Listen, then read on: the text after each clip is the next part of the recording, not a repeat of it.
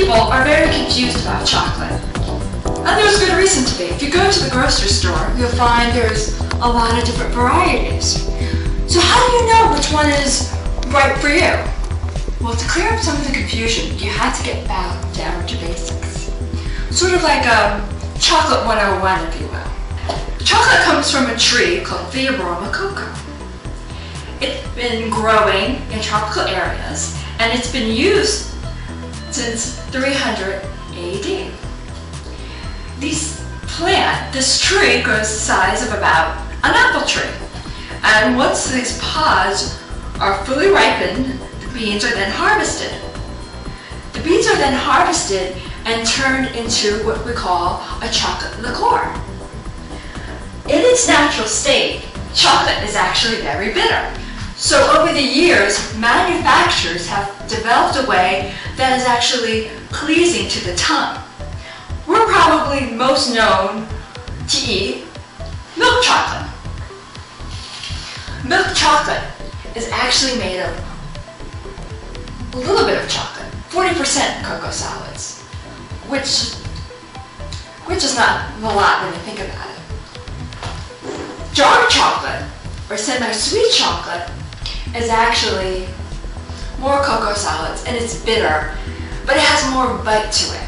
When chocolate is manufactured, it's made into something called a chocolate liqueur. And what's extracted from that is something called cocoa butter. That's how we get white chocolate. You see, white chocolate isn't really chocolate, it's just the fat in the chocolate. The chocolate that you and I are used to eating is milk chocolate. And it really doesn't have a lot of the chocolate solids in it. That would be bittersweet. Bakers have been using this for cakes and confection. When chocolate is processed, it's made into something called a chocolate liqueur. And this chocolate liqueur, they extract cocoa butter, which is actually made into white chocolate.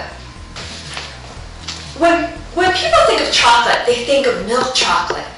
And that's because over the years, manufacturers have found a way to combine milk with just a little bit of the cocoa solids, which is by itself is very bitter.